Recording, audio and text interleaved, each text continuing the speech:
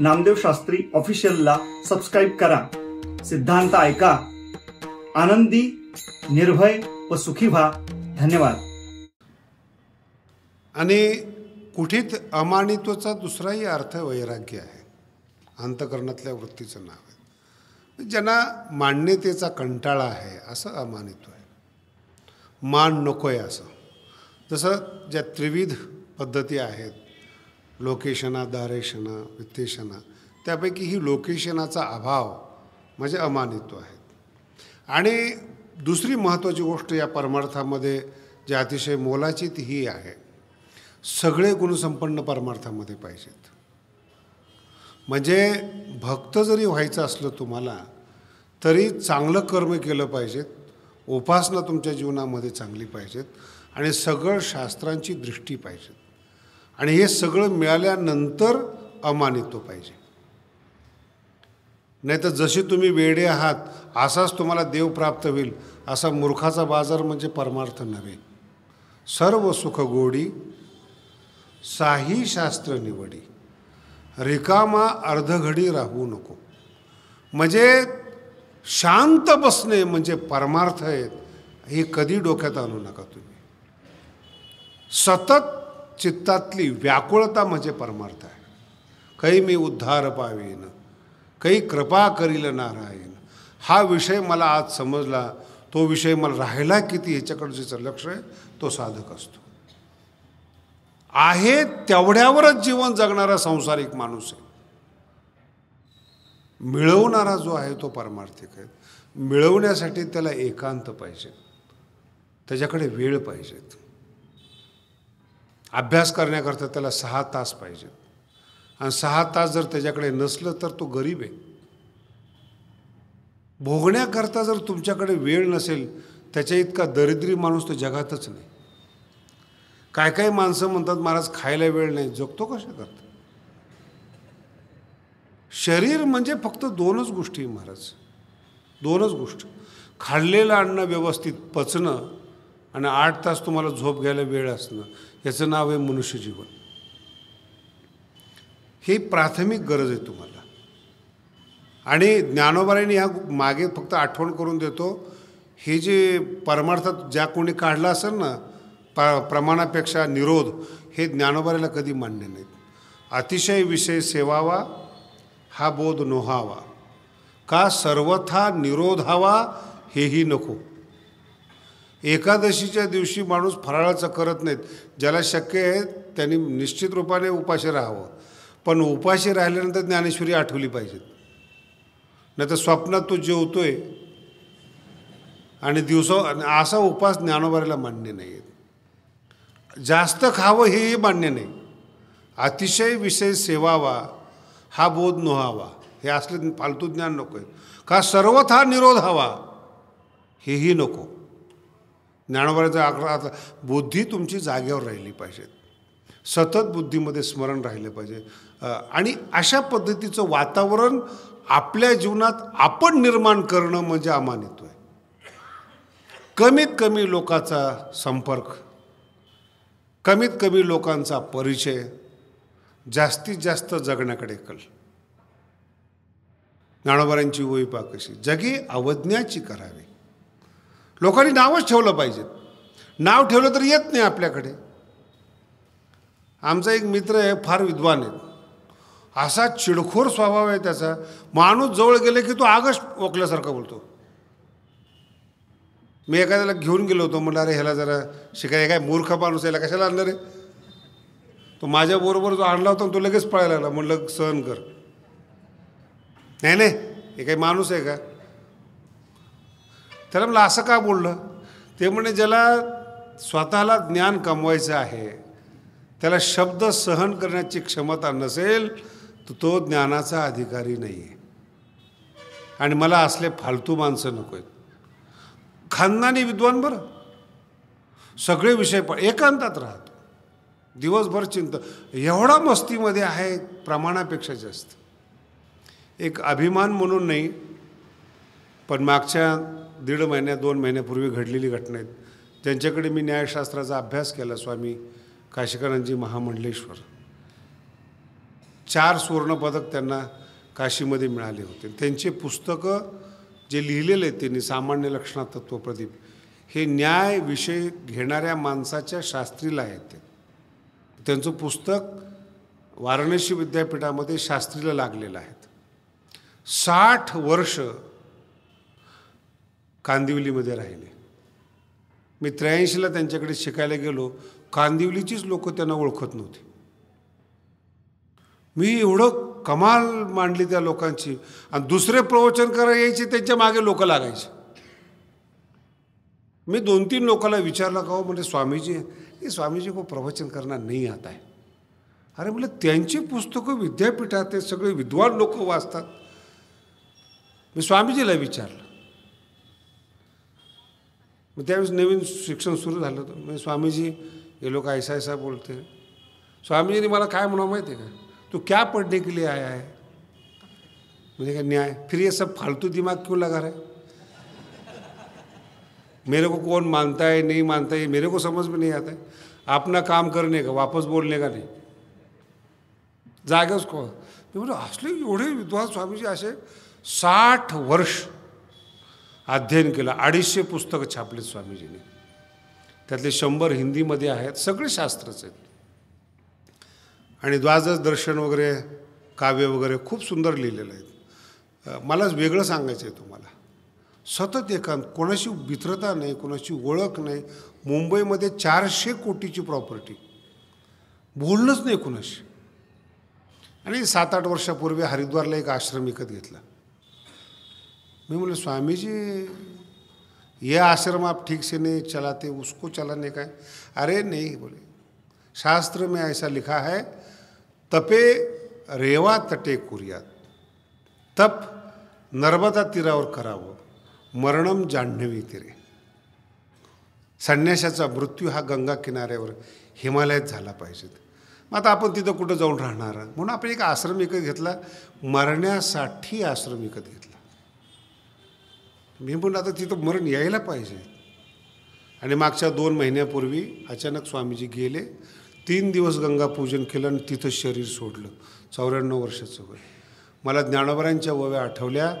झाकले घटीचा दिवा, नेनो काय झाला केधवा, या रीती जो पांडवा देह ठेवी.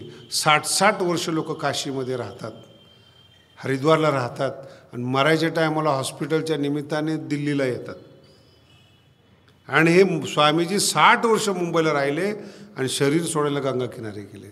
काय असतं या लोकांचं तप असतं. जग ओळखत नाही महाराज, जग ओळखत नाहीत. जगे अवज्ञाची करावी. लोकांनी आपल्याला नावच ठेवावं, जवळच येत नाहीत लोक. संबंधी सोय न धरावी, नातेवाईकांनी आपल्याला विचारू नये. कारण की पैसा आला तरच ते विचारतात, मान आलं तरच ते विचारतात. एरवी कुणाला गरज पडलेली विचारायची. संक्षिप्त अर्थ सांगतो. ऐसी जयाचे नवसीये, जो नित्य एकांता जात जाय. नामेची जो जिये विजनाचे, याचं नाव आहे अमानित्व. रोज नवस करतो, लोकांनी मला ओळखू नयेत, लोकांनी माझं महत्त्व जाणू नयेत, लोकांनी माझ्या जवळ येऊ नयेत. नित्य एकांता जात जाय. भरपूर जगण्यासाठी त्याला वेळ मिळतो, भजन करण्यासाठी वेळ मिळतो. जर जगद्गुरू तुकोबाराय भंडाऱ्या डोंगरावर गेलेच नसते, अभंग लिहिले असते. जगद्गुरू तुकोबारायांनी एवढं सुंदर कीर्तन केलं. एक दिवशी शिवाजी महाराज कीर्तनाला होते. आता ते तुकोबारायचं अभंगावर आपलं कीर्तन ऐकून चांगले चांगले शिष्य होतात. खुद्द तुकोबाराय जर कीर्तन करत असतील तर त्यांच्या वाणीतला प्रभाव कसा असेल. शिवाजी महाराजांना थोडं वैराग्य निर्माण झालं आणि 2-3 दिवस काही बोलेनात शिवाजी महाराज. ते अष्टप्रधान मंत्रिमंडळाने विचारलं, शेवटचं बोलणं केव्हा बंद झालं राजांचं. ते म्हणजे तुकोबारायचं कीर्तन ऐकल्यापासून. मंत्रिमंडळ हुशार होतं, राजाला काही बोललं नाही, पण तुकोबारायच्या दर्शनाला आले. मंत्रिमंडळ बरं का. गावात पाटलाची चर्चा, हे तुकोबारायला भेटायला मंत्रिमंडळ कसं काय आलं. आपण पाटील, आपण मोठे, आणि ज्याला कुणी मानत नाही त्याला भेटायला. आणि जसं तुकोबाराच्या घराकडे निघाले सगळे लोक मध्ये, मंत्र्यांनी सांगितलं आम्ही तुमच्याकडे आलोच नाही, तुम्ही जरा बाजूला सरका. तुकोबाराला एकांतात घेतला आणि सांगितलं, तुकाराम महाराज तुम्ही अध्यात्मातले श्रेष्ठ संत आहात, पण सामाजिक राजकारण करण्यासाठी दिव्य विभूती कधी कधी जन्म घेतात, त्यापैकी शिवाजी महाराज आहेत. तुकोबाराय म्हणले काय बोलायचे ते सरळ बोला, लय वाकड्या जाऊ नका. म्हणे एवढं चांगलं कीर्तन करत जाऊ नका.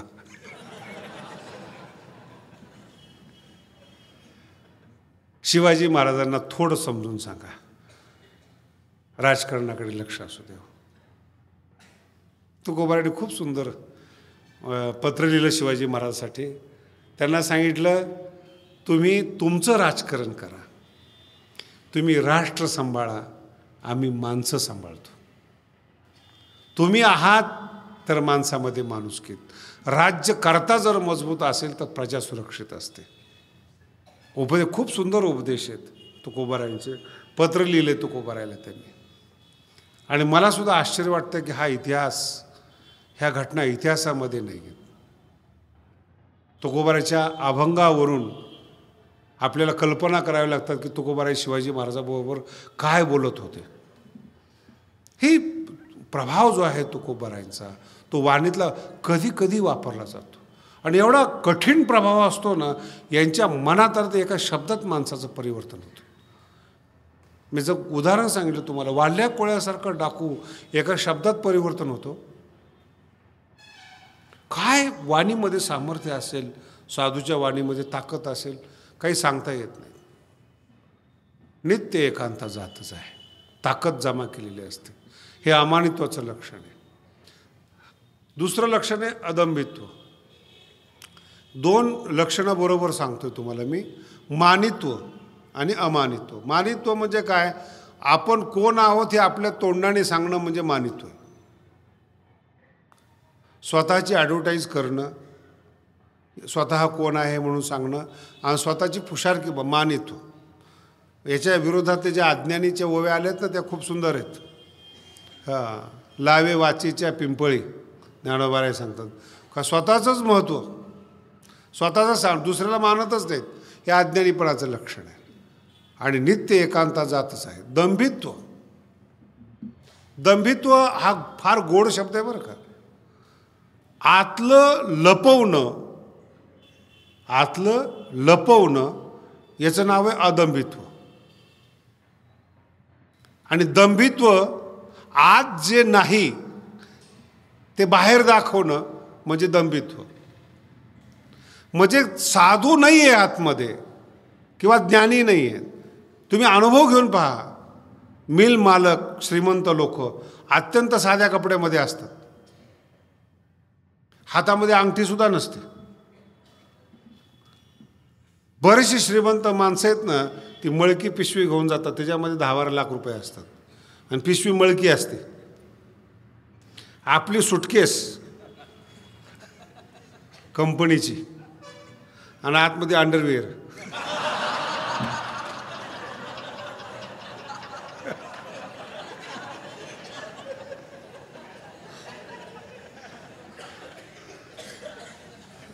दंभित्व. सुटकेस भारी. काय काही लोक मी बघितले एवढे कपडे सुंदर असतात, म्हणजे असं वाटलं पाहिजे की हा माणूस अत्यंत श्रीमंत असला पाहिजे. खेडेगावातल्या लोकांची फार गैरसमज होतात बुवा लोकांच्या बाबतीमध्ये.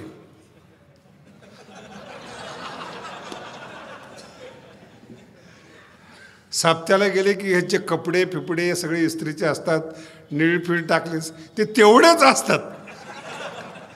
आळंदीमध्ये त्यांचं काही, आता खेडेगावातल्या लोकांना माहीत नसतं. त्यांना वाटतं एवढे कपडे सुंदर आहेत, अंगाला मळले, 7 दिवस एवढं चांगलं गातो, तेवढंच आहे. चुकून एखादी आळंदीमध्ये आली तर काहीही राहिलेलं दंभित्व. हे परमार्थातला दोष आहे. रावण म्हणजे काय, तो आतून कपटी आहेत आणि बाहेरून तो संन्यस्त वृत्तीचा आहे. भस्म लावलेला आहे, दाढी, सगळे अंगावर कपडे वगैरे संन्यासीचे घातलेले आहेत. दंभित्व. जो साधूपणा आत नाही, माझा शब्द नीट आहे का बरं का, जो साधूपणा आत नाही आहे तो बाहेर दाखवणं. अहो महाराज, याच्यासारखं तो जगात दुसरं पाप नाही आहे. साधक फसतो, सीता फसली. दंभित्व म्हणजे काही एवढं सामान्य समजू नका. 12 वर्ष लक्ष्मण सारखा संत जवळ राहिला, ज्यांनी कधी सीतेचा चेहरा पाहिला नाही. खाली मान घालून लक्ष्मण बोलायचं. 12 वर्ष जो बरोबर आहे, सीता त्याला साधू समजत नाही. आणि जो साधूचे कपडे घालून आलेला रावण आहेत, त्याला पाय धुवायला पाणी देते सीता. हे लक्ष्मण रेषा रामायणामध्ये नाही बरं का, डोक्यात काही आणू नका. पाय धुवायला पाणी देते मूळ वाल्मिकी रामायणामध्ये. बसायला पाठ दिलेला आहेत आणि फळ फ्रूट तिच्या समोर टाकलेलं रावणाच्या पुढं. शास्त्रकार हैराण आहेत.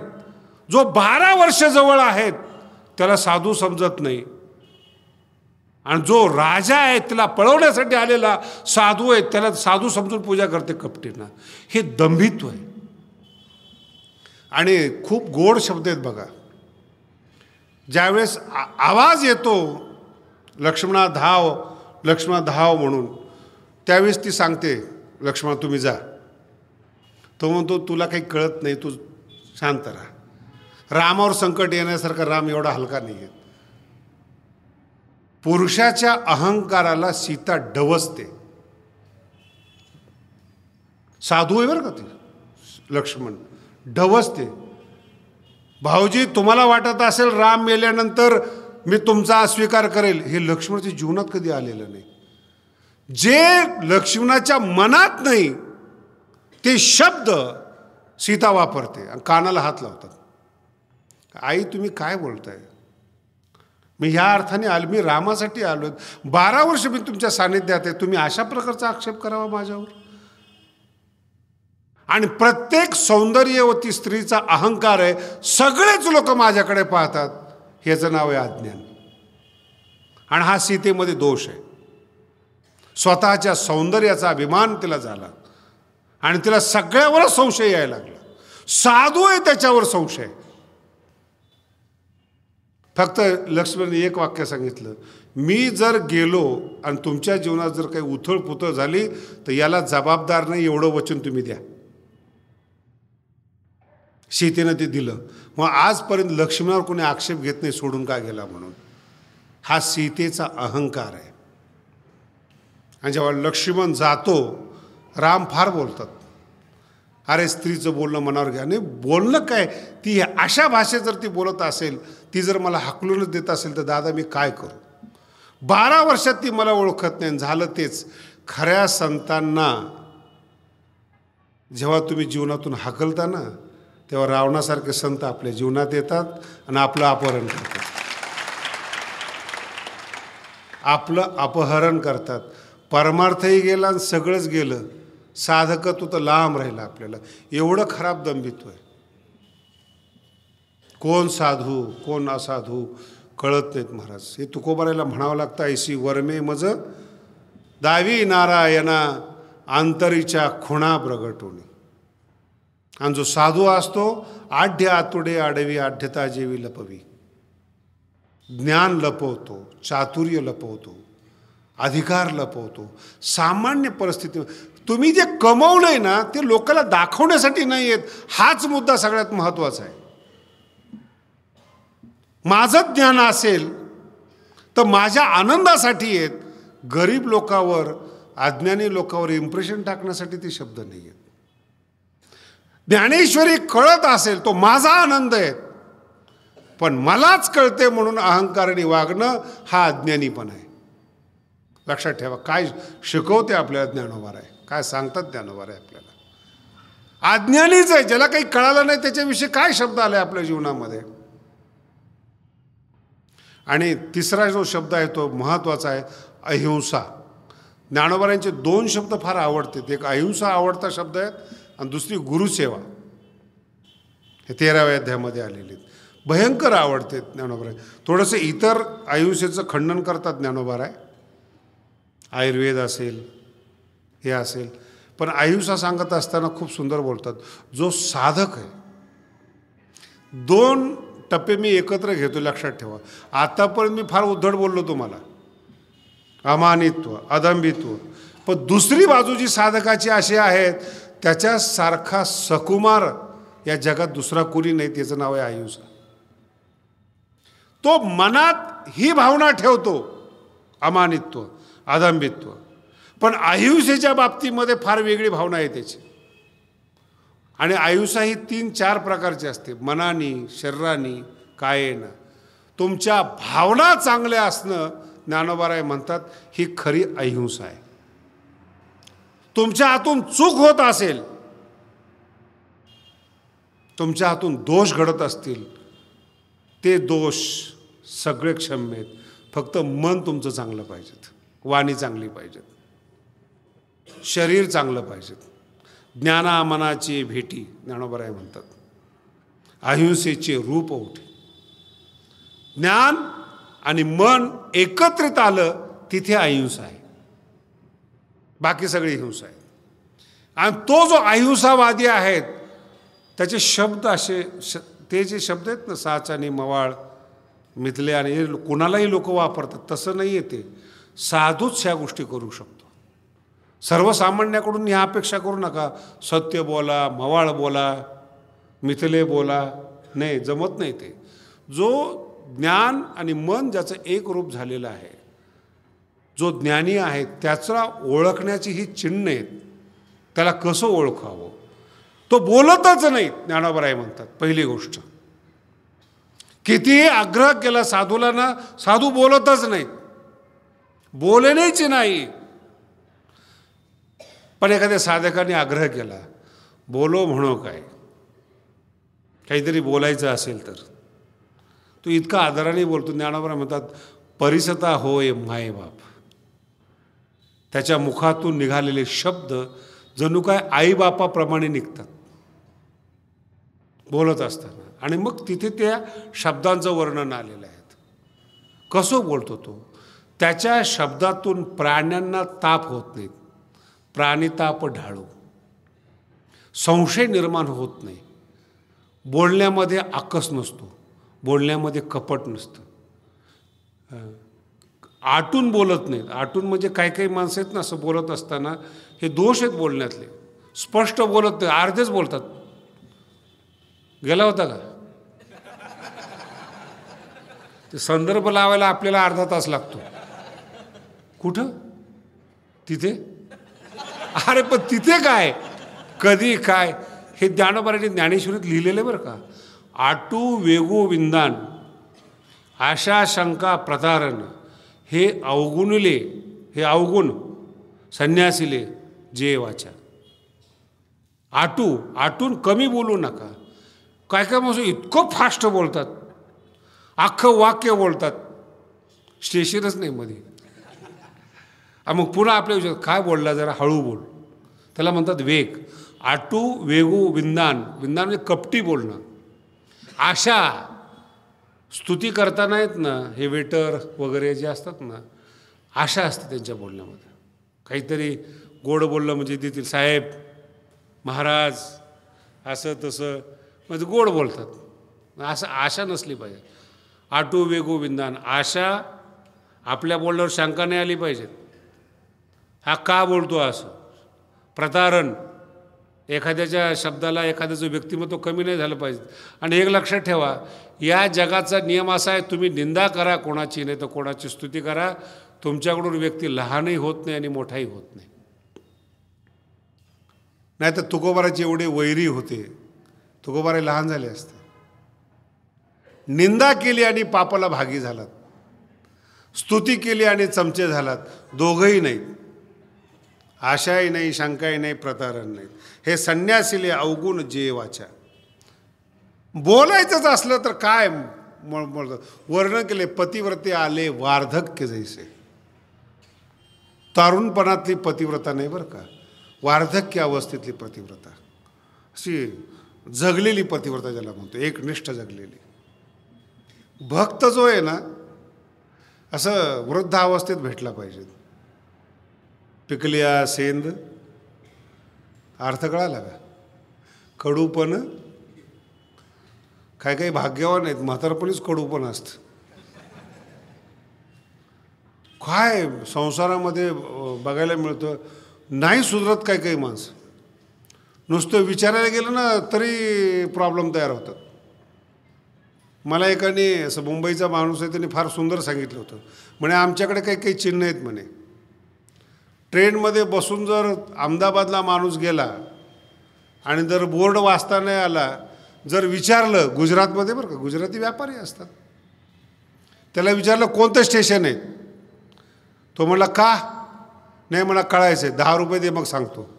समजायचं अहमदाबाद आलं. आणि पुण्याच्याबद्दल तर फार सुंदर सांगितलं. विचारलं कोणते स्टेशन आहेत, त्यासाठीच उभा आहे का मी इथं, कळत नाही का, वाचता येत नाही का, उतर, समजायचं पुणे आलं.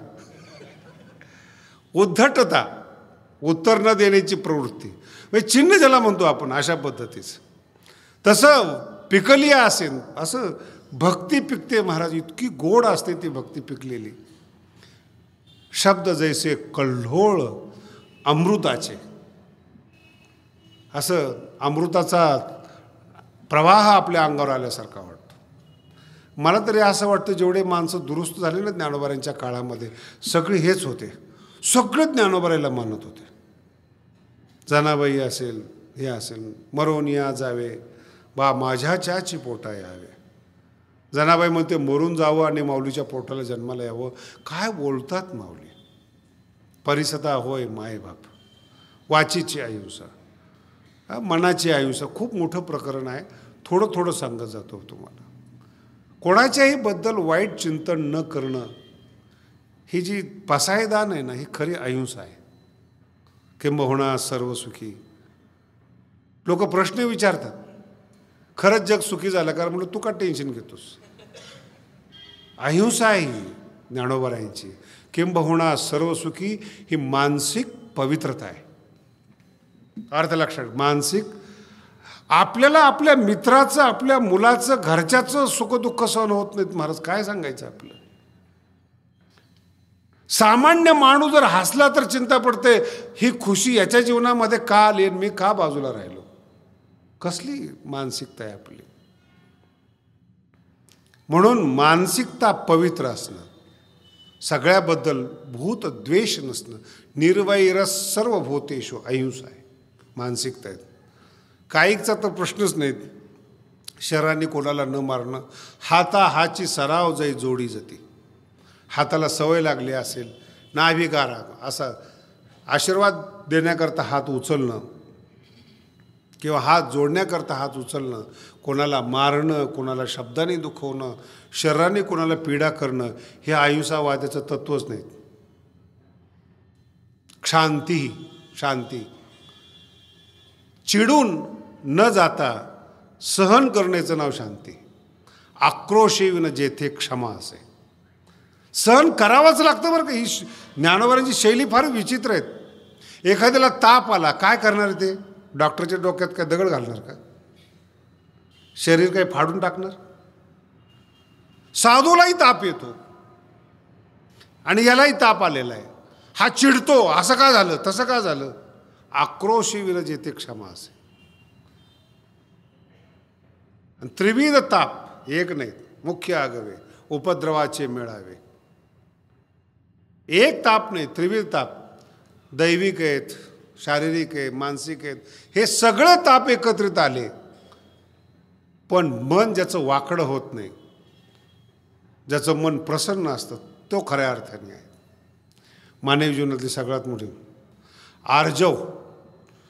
आर्जव महाराष्ट्रासाठी फार गरजेचं आहे बरं का. जातीवाद रहित असणं म्हणजे आर्जवता आहे.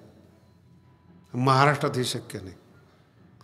महाराष्ट्रात बोलतानाच आडनाव विचारतात, कुठले तुम्ही, कोण तुम्ही. ज्ञानोबा म्हणतात, साधू जो आहे ना, जात पात अधिकार काहीही विचारत नाही, त्याचं नाव आहे आर्जव. आपली सुरुवात जातीपासून होते, आपली विचारणा जातीपासून होते, आणि त्याच्यात पुन्हा आहे काय शिकवायला पाहिजेत, काय नाही शिकवायला पाहिजेत. तोंड पाहुणी प्रकाशो न करी जेवी चंडांशू.